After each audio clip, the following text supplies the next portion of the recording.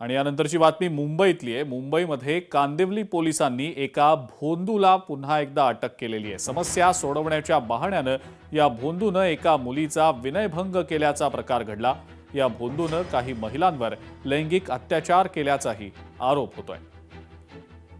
भोंदू बाबानंतर आता मुंबई पोलिसांनी आणखी एका भोंदू फकीरला अटक केलेली आहे। हा फकीर बाबा महिलांना त्यांच्या समस्या सांगत उपचारांच्या नावाखाली आधी बेशुद्ध करत होता आणि नंतर त्यांच्यावर लैंगिक अत्याचार करत होता।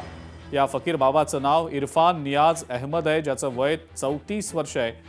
तो मूळचा उत्तर प्रदेशच्या बहराइच इथला आहे, पण तो गेल्या अनेक वर्षांपासून मुंबईत राहत होता आणि स्वतःला फकीर बाबा तो म्हणवून घेतो। उपचाराच्या नावाखाली त्यानं अनेक महिलांचं लैंगिक शोषण केल्याची माहिती समोर आलेली आहे।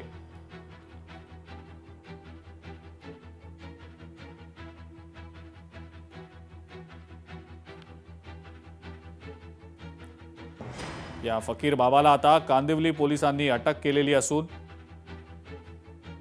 त्यांना आतापर्यंत नेमके कोणकोणते गैरप्रकार केले त्या सगळ्याचा तपास सध्या कांदिवली पोलीस करतायत। मात्र समस्या सोडवण्याच्या बहाण्यानं एका मुलीचा त्यानं विनयभंग केला आणि त्यानंतर हा सगळा प्रकार, या फकीर बाबाचे हे सगळे गोरखधंदे समोर आले। कांदिवली पोलिसांनी या फकीर बाबाला अटक केलेली आहे। इरफान नियाज अहमद असं या फकीर बाबाचं नाव आहे। 34 हे त्याचं वय आहे आणि तो मूळचा उत्तर प्रदेशच्या बहराइच इथला आहे, पण तो गेल्या अनेक वर्षांपासून मुंबईत राहतोय आणि स्वतःला फकीर बाबा देखील म्हणवून घेतोय। संतोष देवकर आपला प्रतिनिधी आपल्यासोबत सध्या फोन लाईनवरनं। संतोष, दिंडोशीमध्ये एक भोंदू बाबा काही दिवसांपूर्वी उघडकीला आणला गेलेला होता। आता हा फकीर बाबा कांदिवली पोलिसांनी ज्याला अटक केलेली आहे, काय नेमकी याबद्दलची माहिती आहे? खरं तर करात्यांना जेव्हापासून अरेस्ट करण्यात आलेला आहे तेव्हापासून भोंदू बाबाची पूर्ण महाराष्ट्रभर चर्चा चालू आहे। आपण पाहिलं तर कांदिवली त्या फकीर बाबाला अटक करण्यात आली, कांदिवली पोलिसांकडून अटक करण्यात आलेली आहे।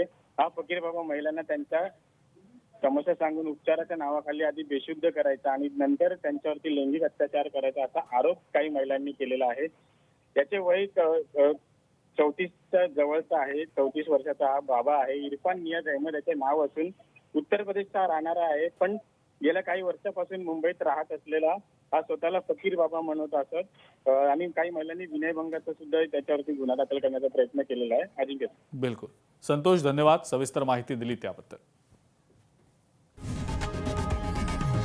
लोकशाही मराठी ऐका, पहा, जागरूक रहा।